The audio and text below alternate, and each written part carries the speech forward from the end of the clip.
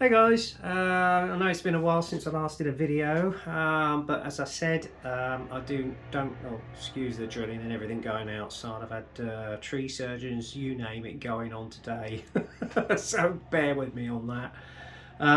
This is actually a donated birthday present to me by my very good friend Brittany Nader.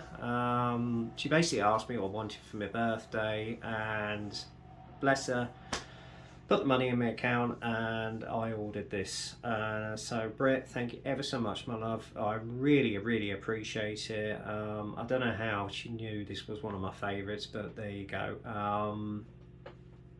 I did have my eye on it, as I've mentioned to her.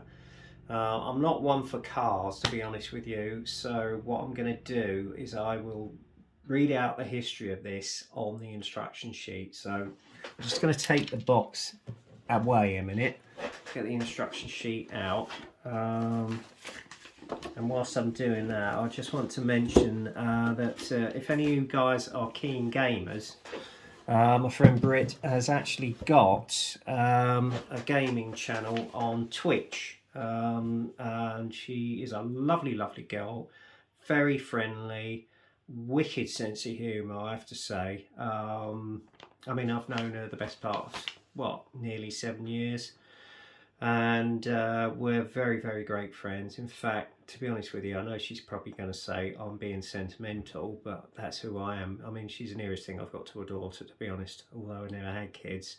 That's the sort of friendship that we share, as it were, and she's been there for me when it's been needed, you know. Likewise I have for her, yeah, she's a lovely girl.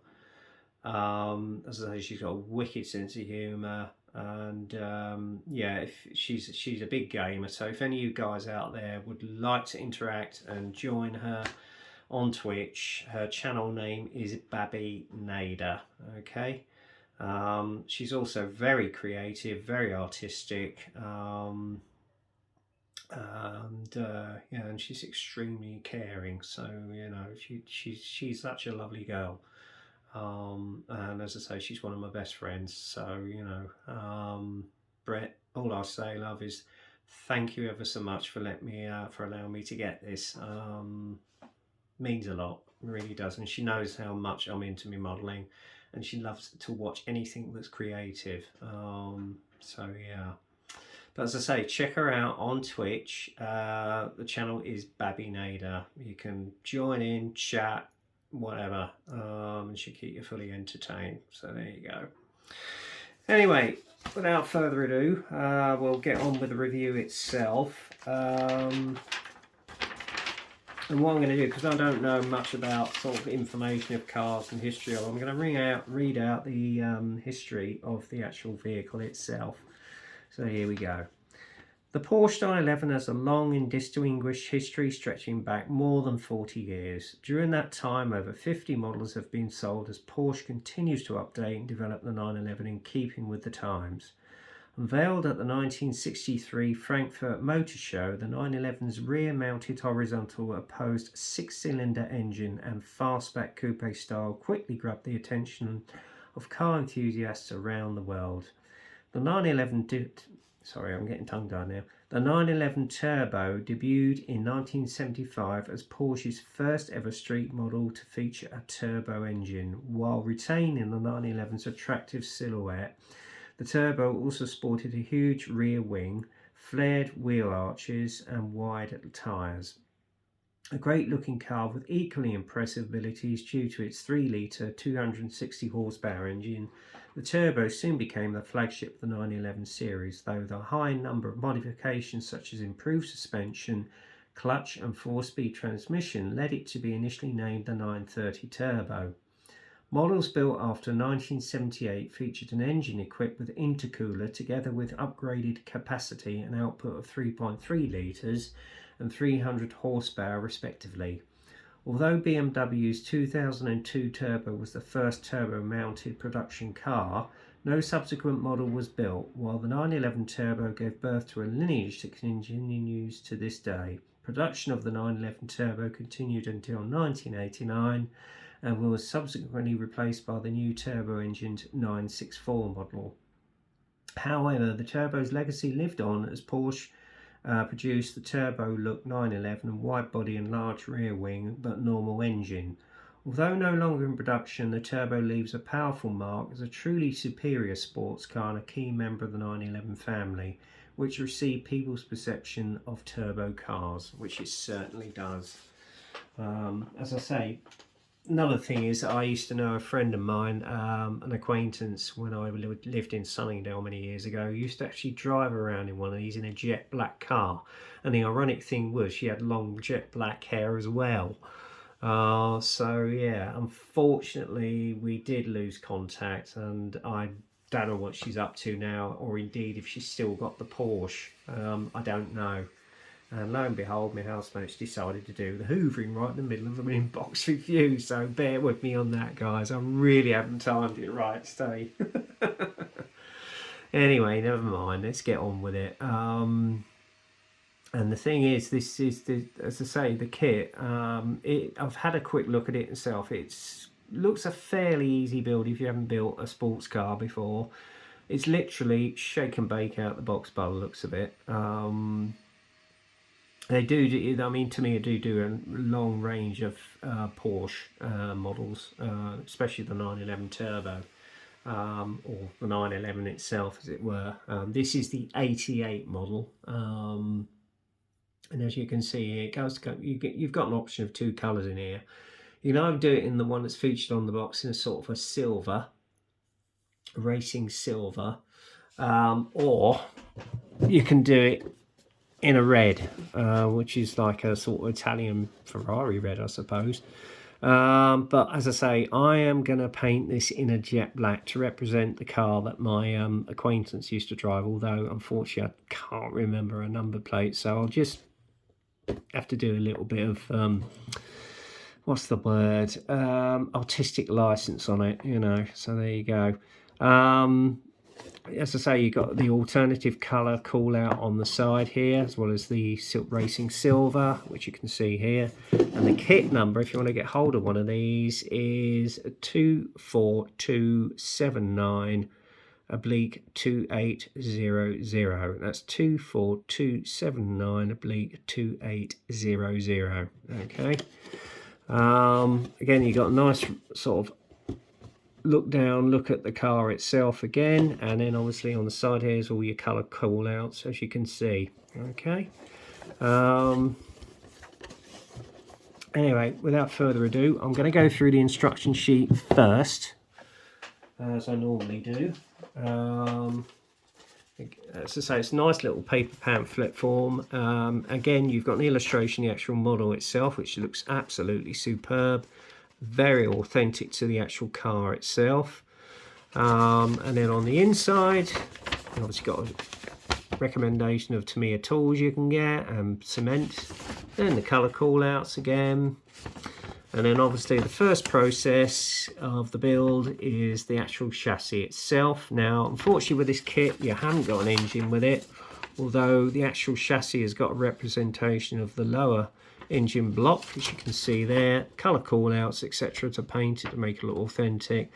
And as you know, it was rear mounted on the engine. First process again is to put the muffler system down along with the exhaust. And then obviously you've got the part of the actual suspension, which goes down on the back as well as on the front. It just clicks in, as you can see there. So you don't really need to do any glue. And obviously with the rear hubs, you just need to trim them, as it were. And then the next process is basically putting the polycaps into the wheel hubs, as you can see there. Now they do come as chrome silver on the actual plastic, but again you can either put them in bleach and paint them yourself if you want to make it look more authentic, which is probably what I will do. And then it's recommending you put the I don't know if this is to do with the engine block which goes on. As I say, I'm not familiar with cars as I am with aircraft and tanks. You've got a little rod which goes through for your actual wheels. They clip onto the wheel hubs, and then obviously you put your rubber tyres onto the actual vehicle. What I shall be doing is not actually doing that. Although I'll put the rod through, I won't actually put the wheel hubs on and the tyres on until near the end of the actual assembly. Okay. Next thing is the interior. Obviously you fit the two seats, the driver's seat and the passenger. Gear stick goes in. I think this had a semi-automatic gearbox, I'm not sure. And then obviously you've got the colour call outs for the interior. It just simply looks as though it just clicks in, as it were. But no, to me it's beautifully engineered and easy to put in. Then the next thing to concentrate is the dashboard, which you can see there. You've got the indicator and the actual steering column. The steering wheel then goes on, and you've got a decal for the actual speedometer, etc., which goes on the dashboard. So there you go. Fit that to the actual interior, and then the interior is fitted to the chassis, obviously after painting. Next thing up is to apply the decals to the wing mirrors, as you can see there, because they've actually got a reflective decal which goes on to make it look more authentic. Interior rear mirror as it goes on to the windscreen, the front windscreen, which in turn goes onto the interior of the actual body shell. Obviously you've got the reflectors which go into the wheel, to the headlight mounts, which you can see there. Then put your side windscreen on, your rear windscreen on, which is actually, as you can see, grilled. And then obviously it's recommending what colour to paint the trimming, as it were. And then next, once you've done all that, you put the interior and chassis, click it onto the body shell, obviously once it's been painted and polished, etc. And then all you do is just fit in the lumps and bumps, such as the door handles, the rear, the actual wing mirrors, the petrol cap. Obviously you put your headlights in, the clear headlights in, windscreen wipers go in, and obviously you've got the fitment of the indicators and the reflectors which go on. And again on the back, you've got the rear windscreen wiper, door handles go on, rear bumper goes on, and that's it. Your car is assembled. And there's your colour call outs, which you can see there. But as I say, I'm going to do mine in jet black when I get around to building it. So there you go. Right, then we're going to have a look at the actual kit itself. We've got 1, 2, 3, 4 bags of sprues, and I think somewhere in here is your decal sheet, which you got there. Okay, so I'll just move that out of the way. Oops, nearly knocked the ramp then. Didn't mean. I'm not fairly well today. You know, oh dear. Anyway, first off the block, what we'll do is have a look at the reflectors and the wheel hubs. Nice sporty reflectors and wheel hubs, obviously already painted in chrome. It's entirely up to you whether you want to dechrome it in bleach and paint it yourself. I may well do, I don't know, I'll get nearer the time. The reflectors I think I will leave as is, to be honest with you. So there you go. But again, nice crisp detail, beautifully sleek wheel hubs, really sporty looking, which actually makes this car. There you go. Then we've got the actual chassis,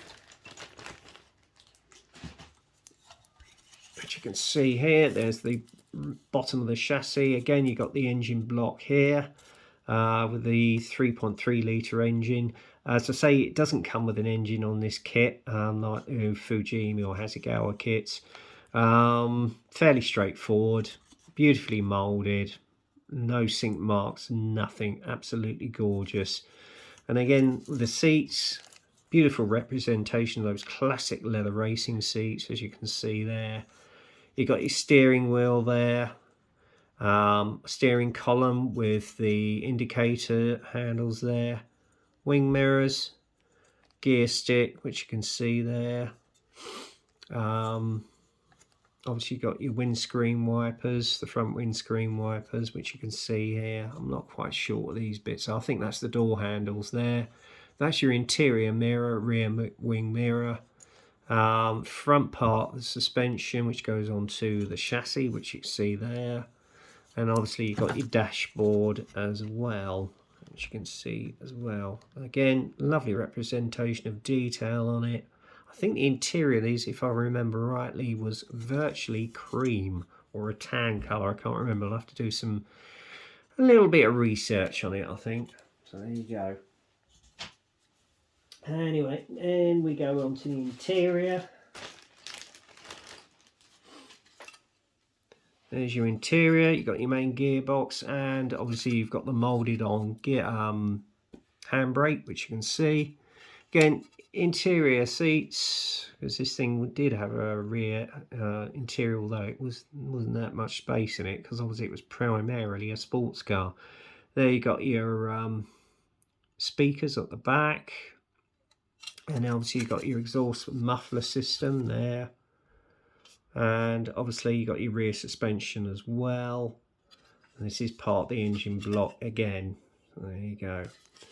As I say, there's not much to this kit. As I say, I'm just trying to look at the date of when this was actually originally produced. It normally has it on the back here, but no, I can't see it, but never mind. So that's that. And then obviously, as I'm saying, I'm not going to take these out of the bag. You've got your rear windscreen with the grills, the heating grills. That's your headlights there, which are beautifully represented. And side windscreens, rear bumper. Again, I think you've got a decal for the actual Porsche emblem. But this is a good idea because obviously your reflectors need to stay clear, so you'd have to just get it all masked off. Again, you've got your wing mirrors, as you can see there. I think these might be reflectors, I'm not sure. There's your indicators for the front bumper. That's your front windscreen. They all look as clear as anything, so it should look really good on the car. And again, with these, I've got the tyres in here, which are genuine rubber, and they've got a lovely representation of the actual grip on there, as you can see on the tyres. And then obviously you've got your rods for your actual suspension, and then your poly caps there as well. So very nice indeed. And obviously the last thing, the last sprue, is the actual body shell itself. Now you have the option of keeping it in this silver grey if you want, as it's moulded in that colour, or you can paint it. As I say, I'm going to do mine in jet black when I get around to building it, and you just can't forget that rear spoiler of the 911. It just makes it so awesome looking. So yeah, it does look a lovely, lovely kit, I have to say. So there you go. And then finally, you got your pack of decals here. I'm not going to take them out of the box because they're stapled in. Some of it's for the interior. You've got the number plates, and obviously you've got the dashboard there, and then you've got the decals for all the mirrors, as you can see there. So very nicely reproduced. So there you go. That is Tamiya's Porsche 911 Turbo. I must admit, it does look a fairly easy kit to build. I mean, I think as a first sort of sports car, you really only need something easy. You know, you don't have to worry about an engine. It's just basically, it looks like a shake and bake kit, really. I'm sure once it's built, it really does look a lovely representation of a classic sports car. And again, I want to thank Brittany for their donating me the means to have been able to get this as a birthday present. So thank you, love. I really, really appreciate that. And I can assure you, once this is built, sorry, the camera's just knocked over, you'll be the first to see it. So there you go. Sorry guys, but you know, she is my best friend after all, and she did give me the, you know, incentive to get this kit, so there you go. And her way of donating it as a birthday present, so you know, why not? Ladies always come first anyway. So there you go. That's Tamiya's Porsche 911 Turbo 88. Looks a lovely little kit. I would heartily recommend that if you're thinking of buying a first car and it's going to be a sports car, go with Tamiya. Paul Breckman always recommends Tamiya. They do an exceptional range of model cars, virtually shake and bake kits. They do a number of sports cars. The next one of this I might get is the sports version, the GT version, which I've had my eye on as well. And I just wish Tamiya would actually re-release their classic Mark II Jag. It's highly sought after. It's a classic car. It's another one I'd love to get hold of, from the sort of 60s, as it were. Although I do know that Revell have just released their E-Type, and by all accounts that's a lovely kit as well. And that's possibly another one I'm going to get hold of. Another kit I wish Tamiya would re-release is their classic Mini, actually, because my brother's actually built that for his girlfriend. It does look a lovely little kit of a classic car there again. And so I request, Tamiya, that you re-release the Jaguar Mark II, because I know how much it's sought after. So please re-release it for us, guys. There's no doubt I'll get that one in a heartbeat. So there you go. But I'm glad I got this one. Thanks to my friend Brett. It is a classic sort of car, and one that I love, alongside a Ferrari Testarossa. So there you go. So yes, there you go, guys. That's the end of this review. So I hope you enjoyed it, and I hope you did too, Britt. And in the meantime, stay safe, be alert, and you know, just look out for each other out there. You know, we're not out of the woods yet with this pandemic, so don't get complacent. Just be careful, enjoy yourself, but be careful, okay? And in the meantime, stay safe, get kit crazy, and I will speak to you guys very, very soon. Take care.